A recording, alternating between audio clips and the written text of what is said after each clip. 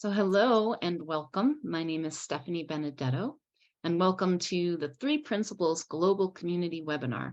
The Three Principles Global Community, or 3PGC, is a nonprofit organization committed to bringing an understanding of the three principles as introduced by Sydney Banks to people throughout the world.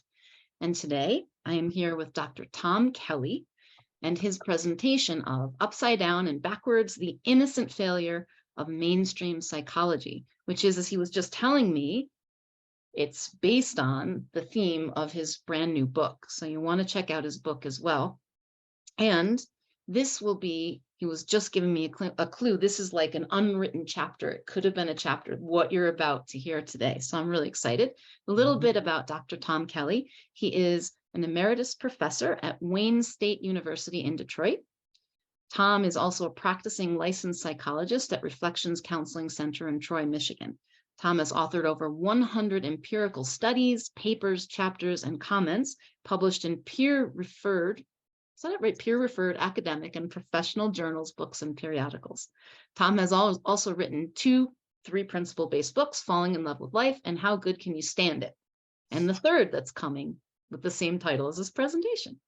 In his university classes, trainings, and private practice, Tom has assisted thousands to realize the way the three principles of universal mind, consciousness, and thought manifest within everyone to create their psychological lives. So without further ado, I'm going to turn this over to you, Tom. Thanks. Well, thank you, Stephanie, so much. I appreciate that. I have to tell you, right before we started talking, Stephanie, my office manager came in and said, there's a new client on the phone. And I said, well, what is his or her issue? And she said, he thinks he's invisible. And I thought for a minute and I said, geez, I don't know anything about invisibleness. So I told her I couldn't see him. That's a joke, guy. Oh, Oh, no. I like that one, so I had to share that with you. Anyway, down to business. I just wanted to kind of share with you guys how it was for me before I discovered the principles. And they actually weren't the principles when I discovered them, which is kind of relates to what I'm going to be talking about today. But it was back in the 1980s, and I was a professor at Wayne State, and I was in the Department of Criminology and Criminal Justice.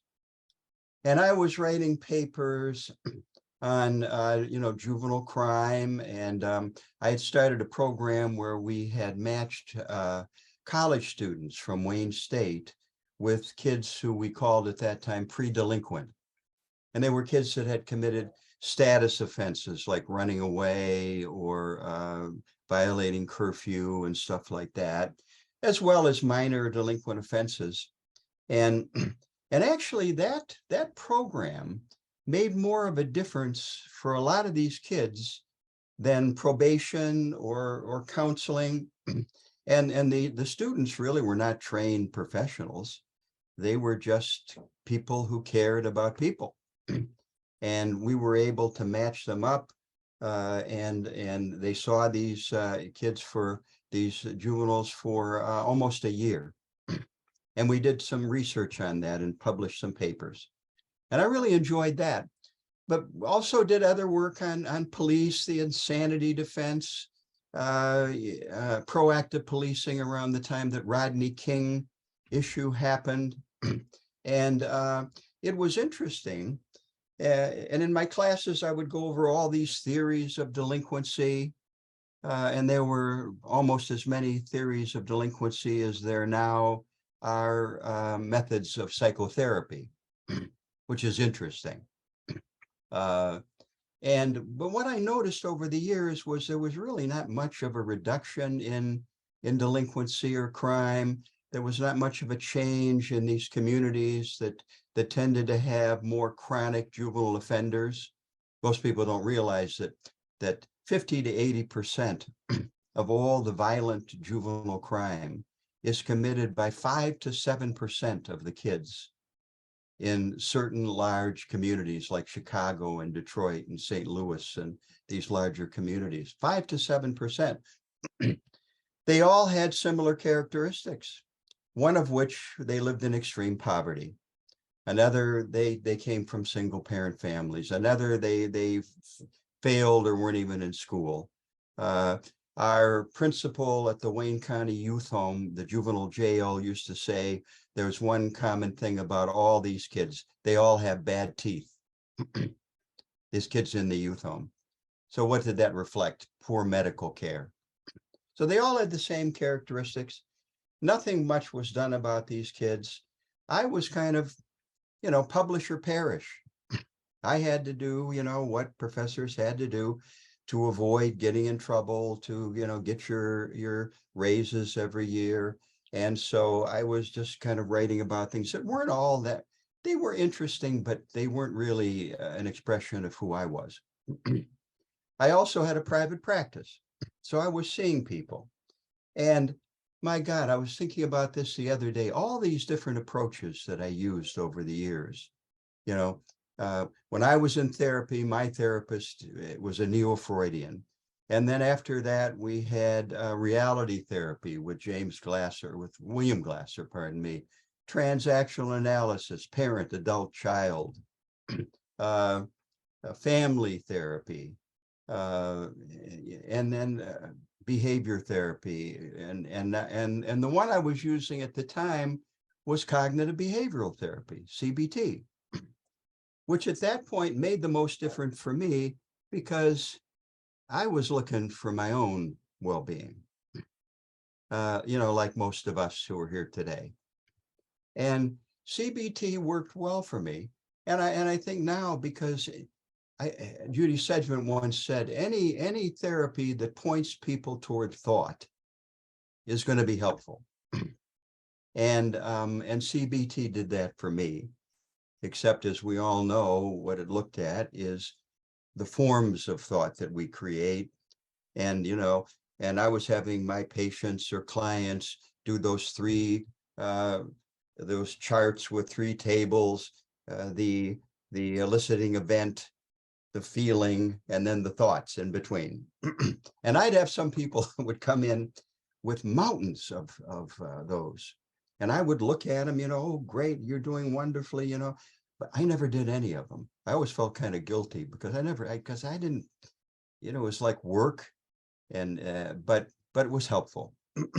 So one other thing, I did one of those confrontational courses. Some of you may remember the old EST training with Werner Erhard, and it became the Forum.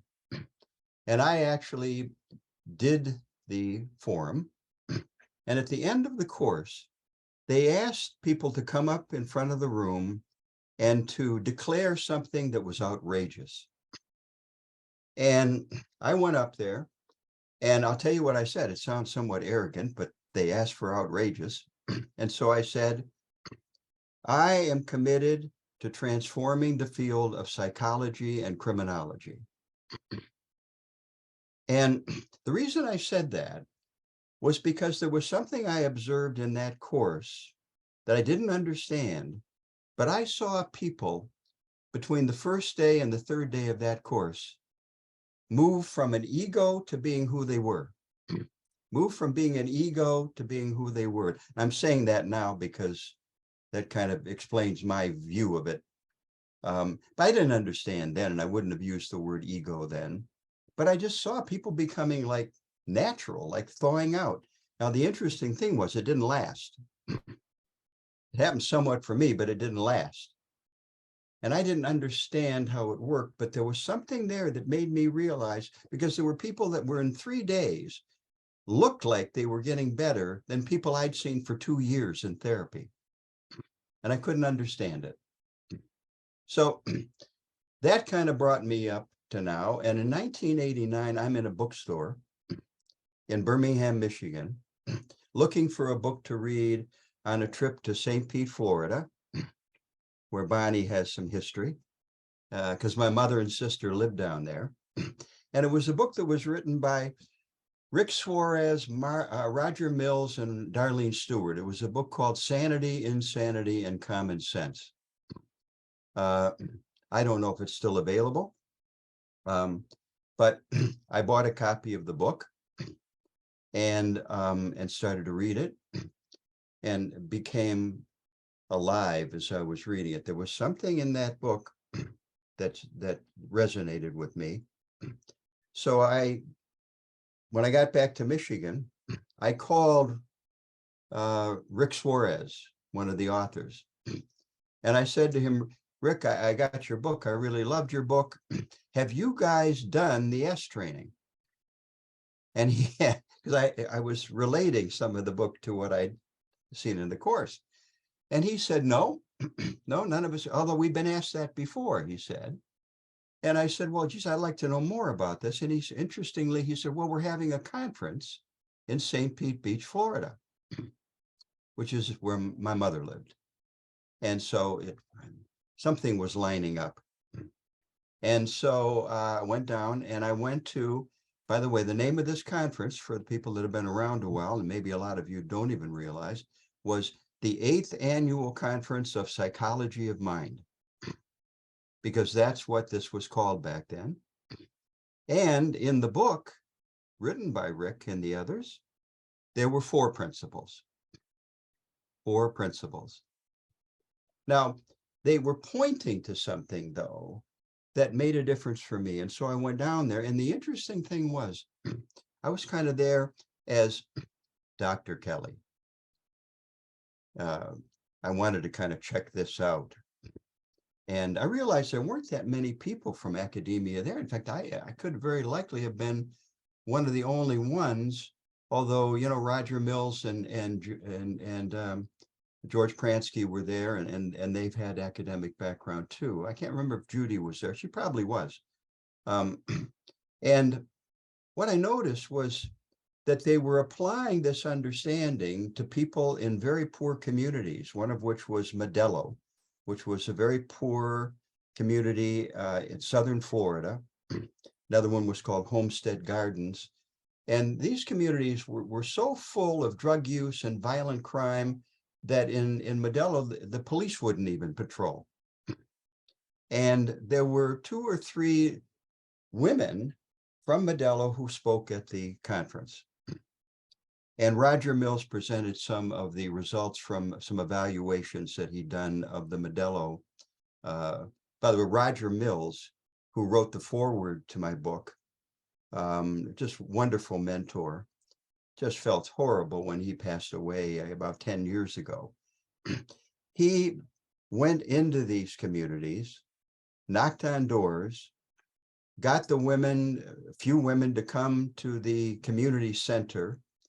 When they got there, they came mainly for the food, and many of them, when they got there, fell asleep because they felt safe. But as a result of learning what the principles were then, these women took control of their community, and Roger's results were remarkable in terms of the decrease in crime, getting the criminals out of the community, rebuilding the community, children starting school and doing better in school, and their whole list of things. And of course, I'm teaching criminal justice and criminology, and my God, this is resonating with me. And then the next group comes up and talks about how they've taken these principles into jails. And I'm going, oh my God, I mean, this is like, wow, what a fit. So I come back really charged up and start writing about these principles, and had my first two papers about the principles, which you probably wouldn't recognize because they really don't talk about the principles the way they are today, published in I think it was the Journal of Offender Rehabilitation. And that started me off on my journey. Now, getting into my talk, Sydney Banks, who had this incredible realization, and then, thank God, he didn't keep it to himself, started talking about it. Roger Mills and George Pransky go down to meet him.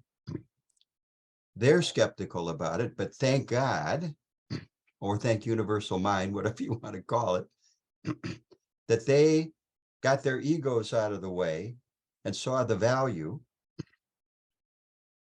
and took this out of Salt Spring Island along with Sid and started to share this with the world. However, they, like me, made some big mistakes. And the mistakes that they made, that fortunately Sydney Banks wouldn't put up with, is why we're all here today and this is going on. And I'm going to suggest to you that this is the same mistake that the field of psychology has made. And so I want to take you into that little journey. What I'm going to do is I put together a kind of a format for today's talk. And so I'm going to put some writing up on the screen because a lot of people get a better understanding of things when they're hearing it spoken and when they're seeing it. And I'm going to start off with some quotes that I found that fit very clearly what we're going to talk about. And let me see what I've got here. The beginning quotes. Okay. Let me just read these to you because they point in the direction of what we want to talk about. The first is by evolutionary anthropologist Edward Hagen, who said, mental health research is still very much stuck in a view that comes out of the 19th century and revived in 1980 of classifying everything by symptoms in the hopes of revealing underlying patterns that would lead to solutions. But it is really not. Even though we're using new measurements like genetics, biomarkers, and imaging, these still haven't added up to the insights needed to really improve people's lives. I think the big word there is genetics, biomarkers, imaging. Compare those to insights. As far as I can see, the only way that people change is by having new thoughts. And the big word there is insights. The insights needed to really improve people's lives. The next one is by a psychologist named Corey Keyes. And Keyes said, if almost there is good enough, the current approach to national mental health care is succeeding because approximately 1/2 of the adult population is moderately mentally healthy. However, because genuine mental health should be the goal, the current approach to national mental health care is a failure because only 17% of adults are completely mentally healthy. Now, by completely mentally healthy, Keyes is basing that statement on a survey that he developed, which has been administered now to samples all around the world. And when he administers this survey, he finds that in terms of the results, only about 1 in 6 adults are completely mentally healthy. Now, the interesting thing here too is that moderate mental health compared to complete mental health, if you look at the difference in terms of physical illnesses, relationship problems, general well-being and peace of mind, you find a vast difference between those two groups. We replicated his study. Jack Pransky, Eric Lambert, and I replicated Corey Keyes' study with 200 people who have been exposed to the principles. And we found 88% reported that they were completely mentally healthy, 88% compared to 17%. Thomas Insel, after 13 years as director of the National Institute of Mental Health, Bill Pettit quotes him a lot, the same quote. When I look at the number of suicides, the number of disabilities, the mortality data, it's abysmal and it's not getting better. All the ways we've approached these illnesses, and with a lot of people working very hard, the outcomes we have gotten to this point are pretty bleak. The final one by William Doherty, or Doherty, who is a professor and the director of the Minnesota Couples on the Brink Project. So he's a practitioner at the University of Minnesota, stated, I love the honesty in this. After 45 years of doing therapy, I know one thing for sure, and that is I don't know much for sure. I used to think that we therapists knew or would soon discover the underlying causes of psychological and relational problems. Scratch that hope. We have as many explanatory models and inconclusive studies today as ever. I also used to think that my favorite treatment model would become the silver bullet for thorny treatment issues, or at least clear the field of most competitors. But nope, we still have no evidence that any one treatment model is more effective than others for the vast majority of problems we see in therapy. Okay, but at least most of us practitioners get a bit better with time and experience, right? Alas, available research shows that on average, therapists don't have better client outcomes over time, even if we feel more confident in our work as we gain experience. Interesting quotes. I've got why with all of this research, with all of these studies, with all of this information, why do these people provide these quotes? And they're all very recent quotes. Well, I think our answer would be, well, they don't understand the principles. Well, I think that that's a big part of it. But there's more to it than that. Because the next why would be, well, why don't they understand the principles? I mean, I've published 40 articles, although there are not many people that are publishing. We've got this incredible grassroots movement of people who have had their own insights about these principles and see the value, see the truth that these principles are pointing to. What's getting in the way for mainstream psychology to see this? Bill Pettit and Judy Sedgman both worked as professors at the University of West Virginia. And yet there was tremendous resistance that they saw in departments and in the fields there, getting in the way of people understanding the principles. So what I've done, let me just see here. I got the next thing up here. And I'm going to come back to some of you after we go through this a little bit and get some reflections from you guys about what I've said. I want to take you back to a little brief history of the evolution of science. And it's interesting, just to give us a starting point, I'm going back to the pre-16th century, where the ideology of the time was firmly planted in religion. Prevailing ideology then, every person is born a sinner, predisposed to lie, deceive, and succumb to worldly temptations. The purpose of life was to ready oneself for death by faithfully following religious tenets and practicing religious rituals. If people suffered in that world, which was created by God, it was because they failed to measure up to moral or ethical beings. They weren't practicing the rituals correctly or faithfully, were living in sin. Regarding the caregiving of children, caregivers were encouraged to beat the devil out of them. Now, essentially, I would suggest to you that even though it's different, that's to a great extent where mainstream psychology is today. For example, if you're seeing a cognitive behavior therapist and you're not doing that well, I don't know that the therapist would say that you're not a moral or ethical human being, but probably might say that you're not practicing the techniques faithfully. We certainly, there's still some people today that are beating the devil out of their kids. But the problem here that I think exists today for psychology, and we'll go on and I'll try to show you, is the fact that they're living in a prevailing ideology. And that ideology, as we put it often, is outside in rather than inside out.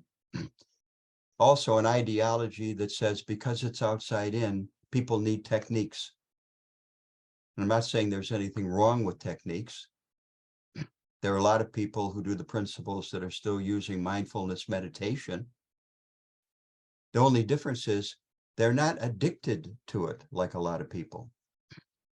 They understand why mindfulness works when it does, and they're able to maintain a mindful state of mind often when they're not using the techniques. I know a couple friends of mine who meditate 3 to 4 hours every day, and their lives are still a mess. So, but they feel good while they're meditating. Let's move on. In the 16th century, there was the scientific revolution began to emerge, and things began to change. There were some brave people who began to free themselves from religious tutelage. A new view emerged: dare to think, have the courage to use your own reason, use your own intellect to understand how things work. So the great thinkers of the time emerged, such as Galileo, Copernicus, Newton. These thinkers had the courage to set aside the religious beliefs and other prejudices and dogmas of the time. They admitted their ignorance and were curious to what various phenomena forms had to say for themselves. I kind of relate this to George Pransky and Roger Mills, who had the courage to set aside their own beliefs, their beliefs about the therapies that they were using at the time and how things work. The researchers called it truth-telling, or a way of speaking that breaks through established social consensus. This perspective of not knowing spawned new knowledge for which most of these thinkers would do anything, for which they were willing to give up their freedom, sometimes even their lives. It's interesting. I remember George Pransky telling a story of after he realized the principles on an insightful basis, just couldn't do what he was doing at his clinic anymore. They were using a particular approach. And his boss called him in and said, George, you just don't seem the same. What's going on? And George said, look, I just can't do this anymore. And George left a very lucrative job and started his own practice based on the principles. And George said there was a guy after a talk that he gave that came up to him and he said, George, my God, that must have took a lot of courage for you to leave that high-paying practice and start your own from square one. And George thanked him. He said, thank you very much. But really, it didn't take courage. It just, I knew, I just saw the truth and I had to do what I did.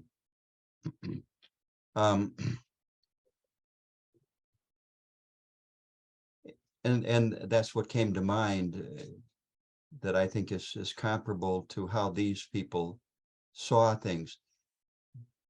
This perspective of not knowing spawned new knowledge for which most of these thinkers would do anything, even give up their lives. Telling the truth was a dangerous endeavor because it often struck fear in the mainstream group, often resulted in anger and aggression. My department at Wayne State thought I was out of my mind when I started writing about the principles. They began to look down on me. They put up with it, but I was not viewed the same way after that. In fact, my chair called me in one day and he said, Tom, I've never really liked psychologists. And now that you're doing this, I really don't like this. And I said, well, I have to tell you the truth. There are some psychologists I don't particularly care for. And thank you.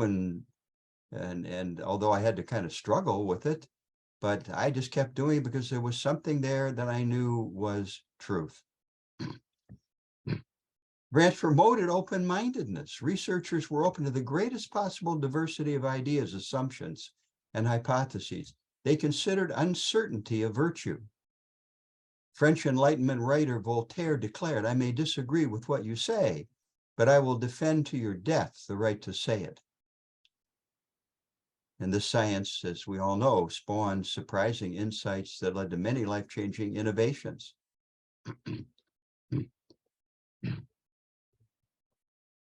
Are there any of you at this point, I'm going to stop sharing for a second here. Any of you at this point that have any reflections yourself on the history of the principles or some of the people that started it that you want to mention before I go on? I'm interested if it brought any thoughts to mind for anybody that's here. So if it did, probably the easiest way, if you'd like to share some of your thoughts or insights with Tom, you can raise your digital hand by going to the reactions button on the bottom of your Zoom screen and raising your hand, and then I'll be able to see you and call on you to unmute. And if not, I'll go on. You let me know, Stephanie, if there's anybody or not. I don't see anyone yet, but we'll give them a minute in case. Okay.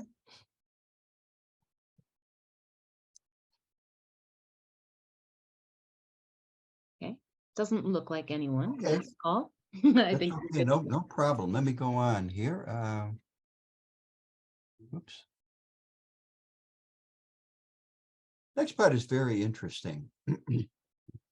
20th century physicists followed reason. Again, all of this new science was based on the intellect. There was a deification of the intellect. Measuring things was very important. Measuring form. The 20th century physicists followed reason to its absolute limit. After observing the behavior of the smallest particles of matter, these researchers discovered that the core of matter could not be separated from the observing subject. These researchers determined that the observation of a material object changes the object. They realized that science is characterized by a form of empathy, a resonant affinity between the observer and the phenomenon under investigation. For example, Nobel-winning Australian physicist Erwin Schrödinger declared, "Looking at something changes it." As inconceivable as this may seem, it is a fact that if a particle is observed by two people at the same time, that particle can be in two different places at the same time. Hunt stated, "There is no physical universe without our thoughts about it." Quantum field theory tells us that throughout all of space are numerous fields that exist everywhere. All particles, and we say particles, if you're looking at your computer, you're looking at particles. This computer is made up of electrons, photons, quarks, gluons. All particles are actually localized vibrations of their associated fields. Quantum theory tells us that these fundamental particles have no inherent existence. Rather, these particles exist in an undefined state of potentialities, formless particles waiting to take form when a mind interacts with them and gives them meaning. Let's read that one more time. Quantum theory tells us that these fundamental particles have no inherent existence. Rather, they exist in an undefined state of potentialities, formless particles waiting to take form when a mind interacts with them and gives them meaning. According to Indian American Deepak Chopra, I love this. All objects we see around us are connected by infinite, eternal, unbounded quantum fields, a kind of invisible quilt that has all of creation stitched into it. The hard edges of any object, such as a table or a chair, are illusions forced upon us by the limits of our sight. If we had eyes tuned into the quantum world, we would see these edges blur and finally melt, giving way to unlimited quantum fields. Bohm's work in quantum physics revealed that at the subatomic level, all points in space are essentially the same. And therefore, nothing is separate from anything else. British scientist David Bohm stated, people's senses pick up a representation painted by their thoughts in the same way an artist paints a picture that represents somebody, but isn't that somebody. I mean, I can see Sydney Banks's words bleeding into all of this. I don't know about the rest of you, but quantum theory is beginning to tell us that we're all one. It's interesting. If you have a petri dish of cells that are joined together, and the researchers take one of the cells and take it away 100 miles away, when the cells in that petri dish react, that cell that's 100 miles away will also show a reaction. There is a book called The Secret Lives of Trees that show how underground all these trees and bushes and plants are communicating with each other underground.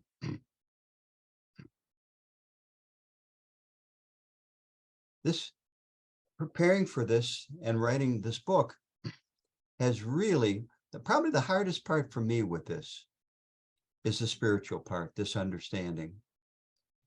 I have to admit, when I first started this, I looked at it as, oh God, this is a way for me to get research. This is a way for me to get articles, way for me to get a raise in my department. You know, I put it into cognitive behavior therapy. I tried to squeeze it in. I didn't see the spiritual part. Before writing this, I did, but this has deepened it for me tremendous. That's why I'm sharing this with you. I don't know, is there anyone else that has a comment right now? Raise your hand if you would. Maybe Stephanie, you can ask. I know there's a lot of writing I'm going through. Yeah, and the book that Tom is referencing is his new book that he's written with the same title as this presentation. So the book, and is it available on Amazon now, or it's about to be? It should be available by tomorrow. Oh, wow. So Upside Down and Backwards, the Innocent Failure of Mainstream Psychology. I'll put the title in the chat.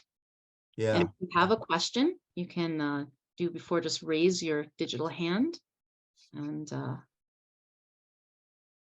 say, I won't be able to see you yet. And if not, well, let me go on. In sum, at the quantum level, there's no real separation between matter and energy. Chopra stated, if you zero in on bits of subatomic matter, they are not material at all, but rather mere vibrations of energy that have taken on the appearance of solidity. Electrons under the same condition act like particles, and then at other times like waves, depending on what the observer expects will happen. At the quantum level, the role of the observer is prominent in determining the nature of reality. What the observer thinks will occur is what the quantum field does. A key principle of quantum physics is thought determines reality.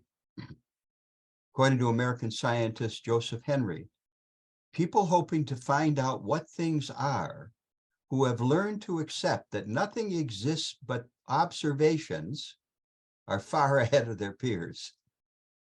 I think we can all agree to that. That our reality is being created by thought, and it may be even creating reality at a much deeper level than we all think. Researchers encounter with this understanding, this essence. I'm looking here at what Sid Banks experienced to some extent. When these researchers had this insight, it often resulted in a seminal spiritual experience. For example, German physicist Max Planck testified, science has arrived where religion once started, in a personal contact with the unnameable. Science has arrived where religion once started, in a personal contact with the unnameable. Mr. Banks called it universal mind.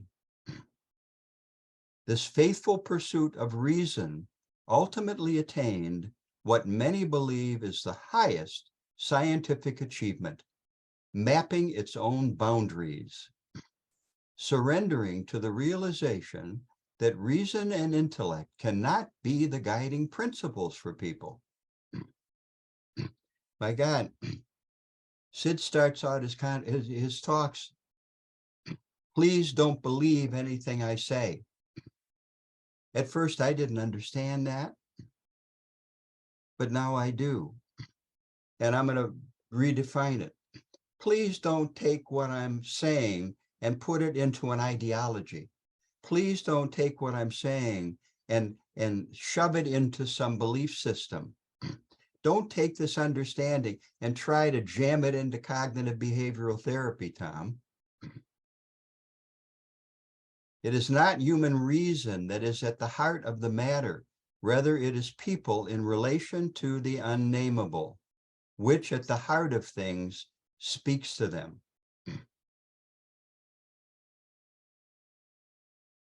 American spiritual teacher Gary Zukov asserted that at each moment, people are informing the energy that flows through them with each thought.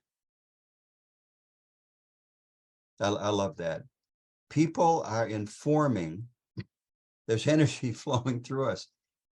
We're creating form from that energy with each thought that we have. This really made it clear for me. I hope it helps for you guys too. And since no form exists without consciousness, there is only energy, which is shaped by consciousness. Thought and consciousness appear to be inexorably intertwined. Without consciousness, people would have no experience of their thinking. Australian neurophysiologist and philosopher Eccles posited that while evolution can account for the brain, only something transcendent can explain consciousness and thought. I don't know, but I found out yesterday that there is actually a journal of near-death experiences. I don't know if any of you knew that. I haven't looked it up. The reason I know is because I got a description of a guy who was being operated on by two physicians, I forget where. He had a heart valve issue. He was very sick, a lot of infection. They went in, tried to correct the problem. He died on the table. They unhooked all the machines. The two doctors were standing at the door, talking to each other, kind of debriefing about what had happened, what they might have done, what they could have done earlier, all of that. There was a nurse sitting at a computer who was typing out stuff. They were about ready to leave. 20 minutes had passed, around 25 minutes. They realized somebody had not unplugged one of the devices and they heard some electrical sounds and the person was revived after 25 minutes. This is an elderly man. 2 or 3 days later, this man was able to report things that happened during the 25 minutes that could not have happened, that could not have been explained by normal perception. They had taped his eyes shut because they didn't want the corneas to be affected by certain lights they were using. He was able to tell the doctors what they were saying, how they were standing with their arms crossed, what they were wearing. And also the nurse who was on a computer, the computer was not facing the man, had Post-it notes. And the man was able to tell how many Post-it notes there were and what was written on them. Now, this has been repeated many, many times over time. But for him to be able to perceive that, he would have had to be perceiving it from almost up at the ceiling, looking down. Make of it what you want, but that's what came to mind when this passage came up. In sum, the minds that followed reason and facts most rigorously concluded that ultimately the essence of thing is beyond logic and cannot be grasped. Nobel Prize-winning Danish physicist Niels Bohr concluded, only poetry can describe the absurd behavior of elementary particles. When it comes to atoms, language can only be used as poetry. I think that's beautiful.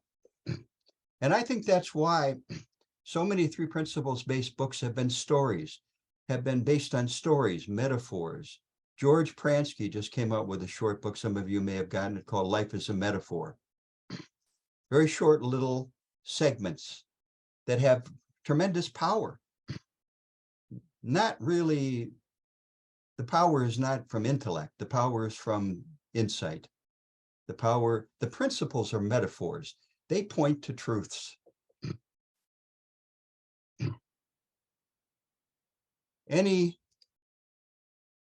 Thought I'd show my face again. Any responses yet from anybody? That was another place I decided to stop if there is any. I'm going to go on now to the mistake that I made, George Pransky made, Roger Mills made, Jack Pransky made, and psychology is making, that's getting in the way of making it more valuable. So you want me to go on with that? Might as well. So let's see.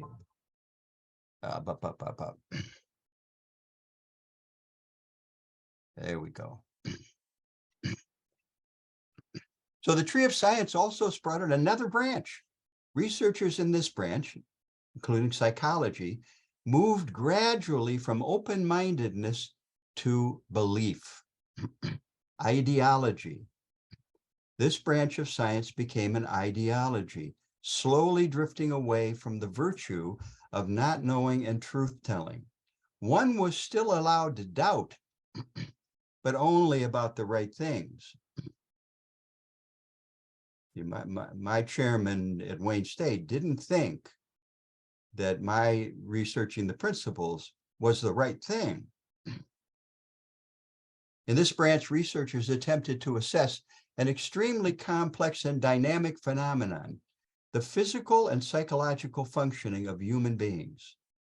Human beings, however, are only measurable to a limited extent.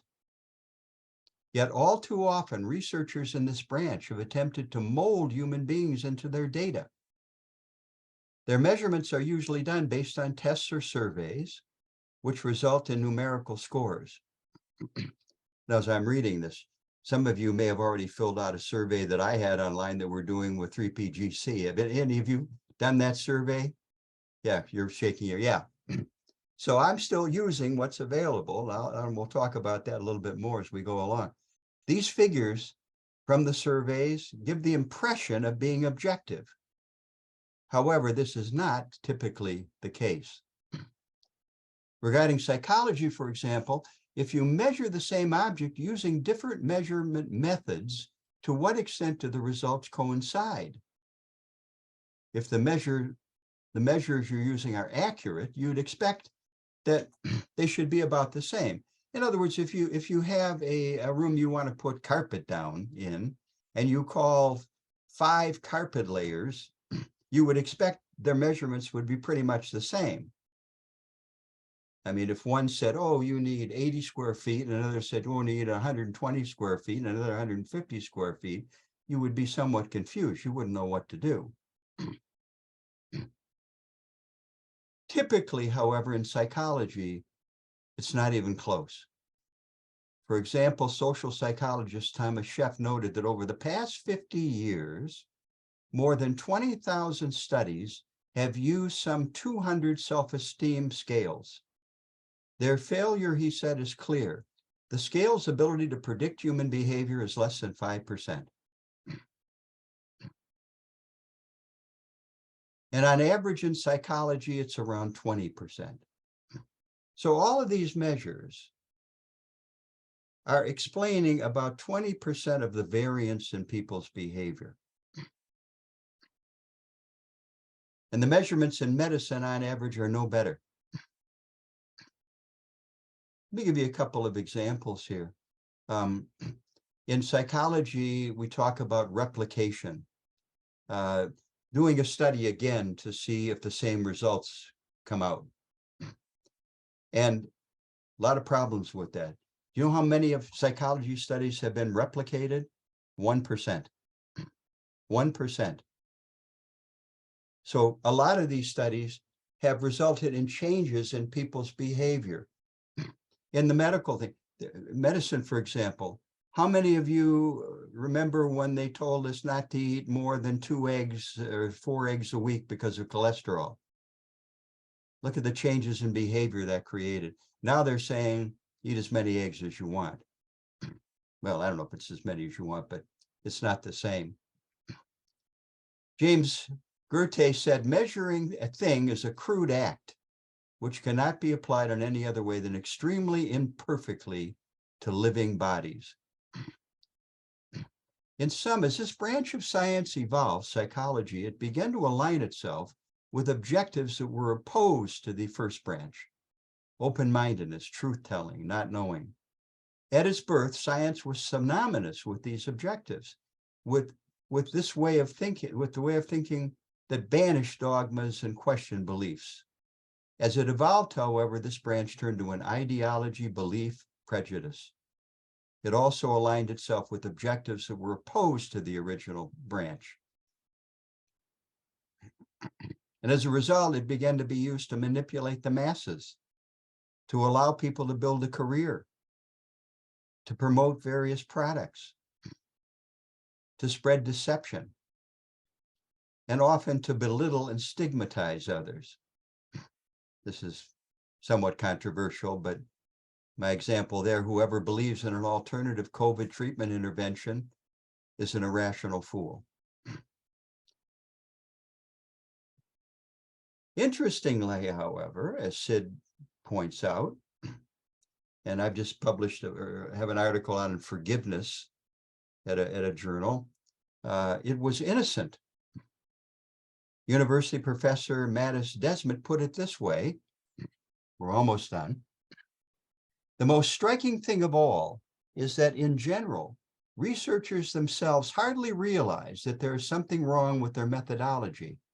They generally take their scientific fiction for reality, confusing their numbers with the facts of which they are a distorted echo. The same applies to a large part of the population, blindly trusting the scientific ideology with no other ideological hiding place given the fall of religion. Numbers and graphs presented in the mass media by someone with credentials are considered de facto realities by many people. So, where are we today? The branch of science that promotes open-mindedness and truth-telling, and the branch that has degenerated into myriad ideologies. For example, there are around 400 different psychotherapies, have encountered what both branches had initially pushed out of view: people as subjective, ethical, wise human beings, people in relation to the unnameable or universal mind. The first branch, however, did so in a more positive way. It recognized the importance of this truth and anchored it in its theories. The second branch, including psychology, also confirmed that the human being in its subjective dimension is the central point of focus. However, it has done so in a more negative way, by innocently testifying to this fact with its own failure. And that's what led me to the book, and why I called it the innocent failure of mainstream psychology. And these are the things that I actually discuss in the first chapter of the book.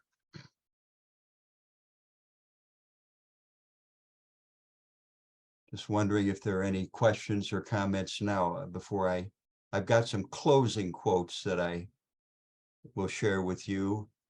And I'm hoping, oh, by the way, I want to show you one other thing here, because some of you may. We do have a comment from. Oh, you do? Okay, Yes. let me take the comment then first. Yeah, I want to ask you to unmute if you will. Oh, okay, unmute. Oh, you're unmuted. I'm sorry, Shadrach. I am. I've just unmuted. No, it's a short remark, Tom. Thanks for the presentation so far. I know you haven't finished. And I just wanted to say I'm very grateful that you've written this book. I can't wait to read it because I think it's going to be a good companion to the article you wrote, Health, Psychology, Thought, and Human Experience. I enjoyed that so much. And I'm sure that the book is going to expand a little bit on what you wrote in there. That's what I want to say. Well, thank you, Shadrach. You know, I've actually put you on the list for potential reviewers for some of my papers. I don't know if anybody's contacted you, but thank you for being available for that. I appreciate that. Yeah. No, thank you. Oh, you're welcome. My pleasure. You're doing good work. You're doing good work. Thank you, sir. Thank you so much. I wanted to just mention that if you're more interested in quantum, whoops, I brought up the wrong one here. Hold on. Let me get the right thing up here. Okay, maybe I had the right thing. Oh, there we go. Jack Pransky and I wrote a paper that really has a lot of what I've said and more in it. And the paper is right here, and it's available free if you look it up online. If you look it up, it's Pransky and Kelley 217, and put in there how the formless comes into form. You don't even need the second half. I think it'll come up. Kelley and Pransky 217, how the formless comes into form, a process by which universal mind powers consciousness and thought to create people's psychological lives. I think you'll enjoy that if what I've said is interesting to you guys. Let me then go up to the final quotes, because these are beautiful quotes, and I don't speak quantum, so these people are much better at quantum than I am. Albert Einstein talked about the elusive mystery he found everywhere in the universe and about the wonderful structure of reality.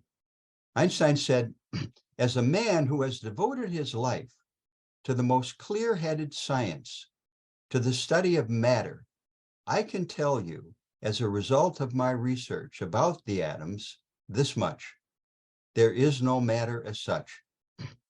All matter originates and exists only by virtue of a force that brings the particles of an atom into vibration and holds this most minute solar system of the atom together.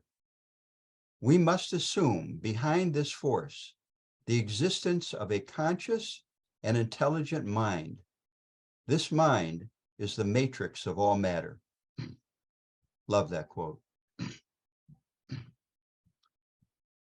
Matthias Desmet stated, the ultimate knowledge lies outside of human beings. It vibrates in all things, and humans are able to receive it by tuning their vibrations like a string to the frequency of things.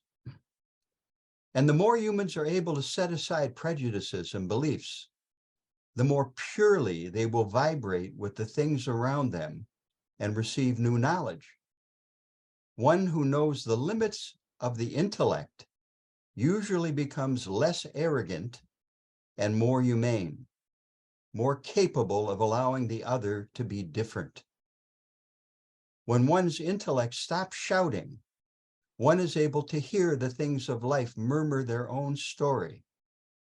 The awareness that no logic is absolute is the prerequisite for mental freedom. This gap in logic literally opens up a space for our own style and for the desire to create. Wonderful.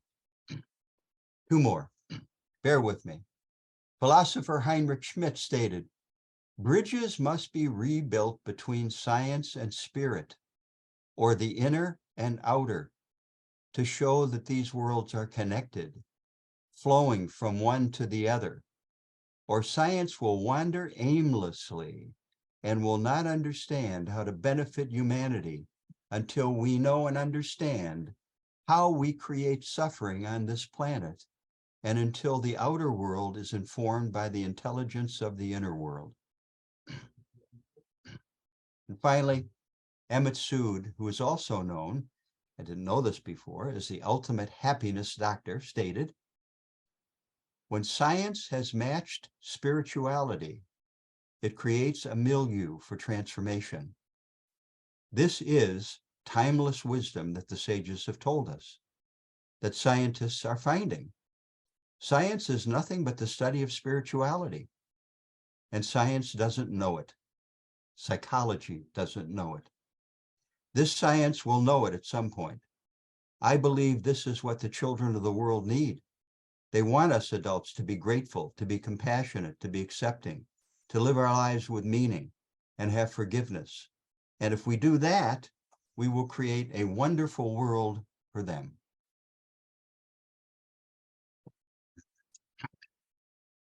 Been a pleasure sharing with you guys. Any additional comments or shares? It just, for me, it's just deepened the spiritual part for me. And you see, getting back to the beginning, this is what Roger and Jack and all of us did. I can give you stories. Sid, the best thing Sid did, he got pissed. He got angry. He said, stop this. And so George Pransky took away all of his tapes. We had a credentialing board. I've got on my wall here, I'm a certified psychology of mind practitioner. Sid said, no certification. It makes people look up to the certifiers as gods. We don't need that. Jack Pransky called his group health realization. Sid said, no, it's not health realization. Jack and I were on the phone talking. Well, what's wrong with that, Sid? For crying out loud, health realization is really great. It really sounds good. It's no more health realization. So Sid did three great things. He had the realization he had. He shared it with people. And then he didn't put up when people started to make it less pure. And we still have to watch for that. And that's the role and the goal of 3PGC. Thank goodness we have 3PGC and people like Judy Sedgman and Jack Pransky and Bill Pettit and others who I'm indebted to for slapping me when I got away from the spiritual and tried to make it too intellectual. We did have a comment that I wanted to share with you, Tom, in case you didn't see it. Ashika says, beautiful. And Sarah says, just beautiful, all of it. Thank you so much. Look forward to reading your book. And I did see your hand up, Rick, in case you still want to speak. Yeah. Thanks, Steph. Hello, Rick. Hey, do I call you Dr. Kelley? Do I tell you? I have a guy I play golf with who has a Ph.D. and every time he makes a putt, he says the doctor is in. Yeah, the doctor's. No, you can call me Tom, please.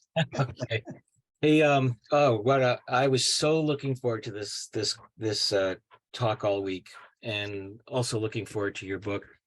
I just there's been, this last week has been a lot of things surfacing, and I just want to speak to it, and maybe you can respond to it. In Canada, that's where I am, we have this thing called MAID, MAID, which is medical assisted induced death. And traditionally it was first brought forward for people with terminal illness, and now it's kind of morphed into disabilities. So people with disabilities can that they feel there's no hope or whatever. One of the things I noticed in Three Principles is that we give hope to people with mental illnesses or diagnoses. And starting next year, they're going to open up this medical induced death or volunteer suicide to the mentally ill. So people with mental illness can request.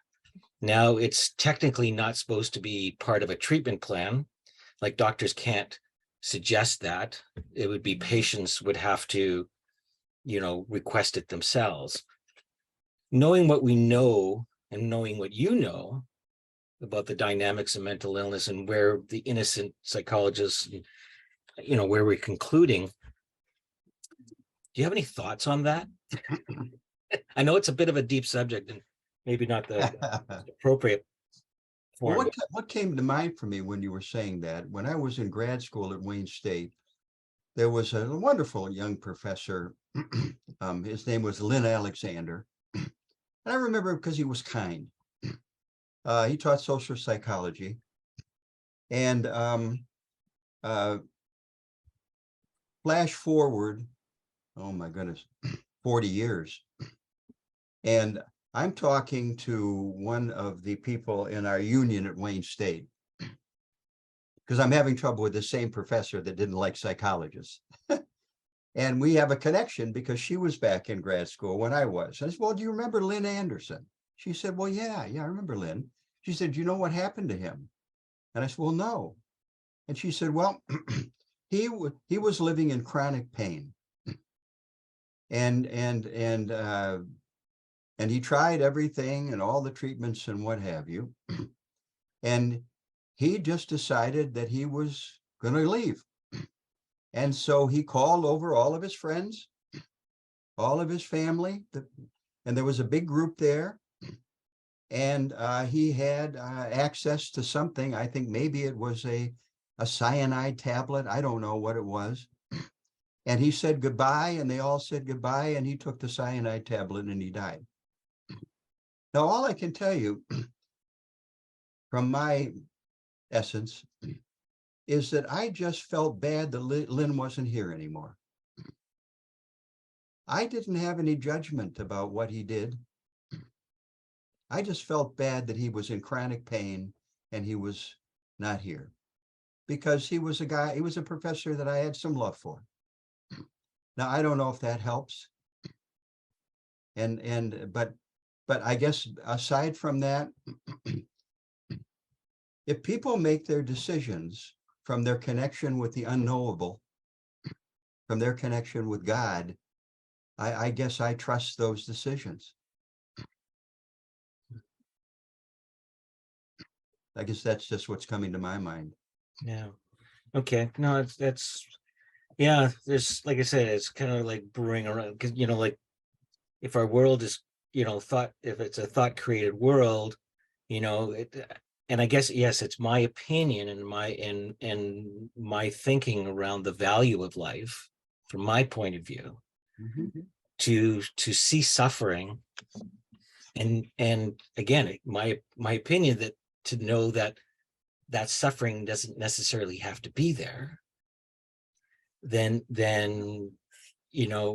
is it up to me, or is it not up to me to allow? I guess if that's what they want, that's what they want. Is that kind of what I'm hearing? Or, well, very honestly, after that, I thought to myself, maybe I want to get a little tab of cyanide and keep it handy. The other thing that comes to mind is I went through fairly recently a pretty low period where I was getting thoughts like, if I keep feeling this way, do I still want to be here? I was having thoughts like that. On the other hand, I knew on some level that I had hope, and I was walking the talk, doing what I had to do. And then I started to feel better and reflected back on that. And I guess the thought I had is, God, people who are living in this in much worse than I was for years and years and years. But I don't know. I mean, who am I? I mean, I can decide for me. And in my mind, I think I know the best way to make that decision if it comes to there for me. And I'm saying that now, and I don't know, but I know that God, universal mind, is a part of me. I'm a part of that. It's in me. I I can realize the truth. And I guess that's the key, to be able to distinguish the truth from the intellect. Mhm. Yeah. Okay, good. No, thank you very much for sharing that. Oh, you're welcome. Thank you. Anybody else? If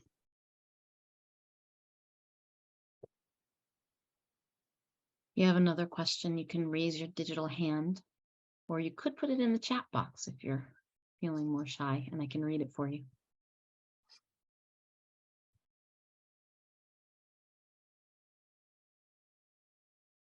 Okay, I see Spiro. Is that right? If you can unmute yourself. Yep, there we go. Thank you. Hi, Spiro. Hey, Tom, thank you so much. I'm gonna just give me, I hope I'm not gonna be too long-winded, so give me a minute, because this question and discussions has kind of really triggered something from way back. So let me share. I adore Judy. I always say things happen for a reason. You know, I moved to Washington, and then I used to drive to West Virginia, and she was one of my first, if you will. And I'd love her dearly. So through a series of events, I don't want to talk about individuals because I want to keep their anonymity here. There was someone that I knew who his whole entire life had dealt with trauma, mental health, drug addiction. I mean, he went, his family, unlimited amount of money. His family sent him to every place, and I think he even stayed for a year. I'm not going to name the clinics and places. Didn't help, and I started to talk with him, and I realized that he was just a beautiful soul and a beautiful heart who just was lost. And then we went to South Florida, and lo and behold, he moves close to us. And again, I think for a reason. He almost dies, almost kills himself, and through you know, divine intervention, clarity, I got him driven from Miami to West Virginia, to Dr. Patterson and to Judy. And within a couple of days, his life turned around to the point where his family allowed him to come back home and stay close to home. Ooh, this is bothering me. And it was beautiful to see him alive. And we had lunch together because my husband and I were leaving to go back we were still living in outside Washington to come back. And so we got in the car. I said to my other half, I said, something's not right. But again, you know, what could I do? And 3 days later, we get a call from his brother to find out he was dead.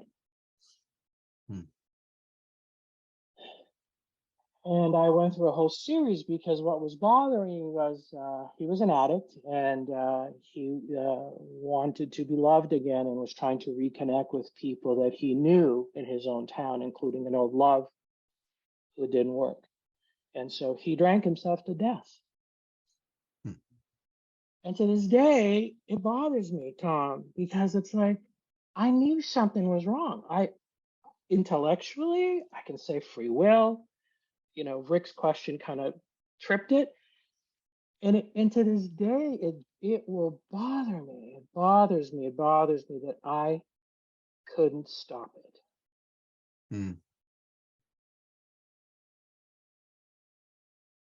I couldn't stop it.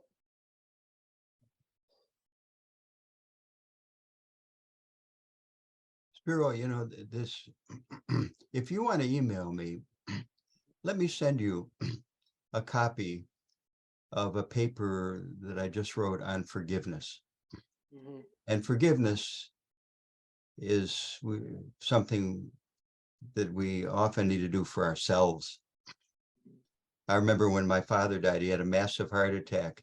The night before, I had just laid into him because he was an alcoholic and he was drinking and stuff like that. The next morning, he had a massive heart attack.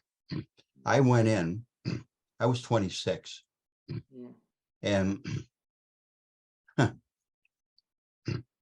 and interesting, I mean, I loved my dad. My dad loved me, but there was a part of me that was glad he died. And I didn't give him any artificial respiration. I didn't know how to do it. I hadn't been trained, but I had that thought.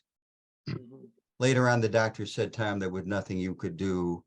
He had a massive heart attack. He would have been gone. Mhm. But that has come up for me at times during my life. What's helpful for me is that I just understand that people are absolutely doing the best they can in the moment with how their level of understanding of what we're talking about here, what that level of understanding is for them. And that just makes perfect sense to me. Yeah. Now, I wish I had a deeper level of understanding, Mm. but I didn't. And if you want, I'm happy to send you a copy of that paper because it's called The Foundation for Forgiveness, Psychological Innocence. Yeah. And I Fantastic. know, Thank you. and it's interesting. I had a guy who I did a training with, and he was talking to somebody who expressed something at a depth that you just did.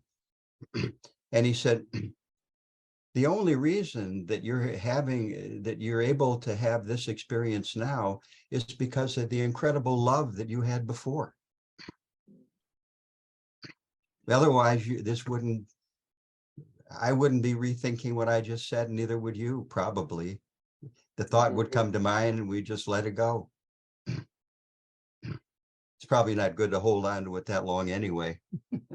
Yeah. Yeah. Thank you. And by the way, I should have said to people, because sometimes anonymous, that the link I put on there on the chat was your book is for sale, and I've already it's coming Wednesday. So Oh, okay. It's already that out was there. yeah, the Okay. link that I sent was that from Amazon. It's there because I wanted to save it. Now, see, I And should so have known appreciate it. that. I'm the author. I Yeah. got to read the damn thing, Yeah. Thanks, Tom. I appreciate it. Thank you Oh, so you're much. welcome, Spiro. The only other Spiro I knew in our country was Spiro Agnew, way back. Oh yeah. When I tell people that, I said Spiro, they said first name, last name. I said, no, like Agnew. And they're like, who? And I'm like, I'm not that damn old. Well, I am, so we're on the same. Yeah, right. Yeah. It looks like, thank you so much, Spiro. Thanks, Tom, for that. Wow. And we have a comment from Ashika. Is that how you say your name? And please correct me if I'm wrong. Tell us how to say it properly, if you would unmute. I don't think I know any Ashikas. I want to meet Ashika. Hi. Well, we had a word with each other over the phone a few months back. I don't know. Oh, I remember now. Yeah, I remember your voice. Yeah. And I'm so glad I got this opportunity to be in your webinar and listen to all this. It's beautiful. One thing that was highlight for me today was when you said that change happens with your own thoughts, when your thoughts change. That's so powerful because I'm experiencing this change when I change my thoughts. Mm-hmm. I'm truly grateful. If you wouldn't have been there in academia doing all that by yourself for the first time for these three principles, we wouldn't have got a chance to do that too. Thank you very much for doing this. Oh my goodness, thank you.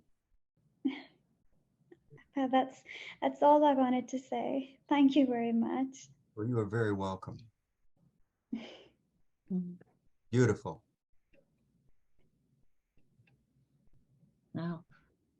Well, thank you so much, everyone. And Tom, this has been really wonderful.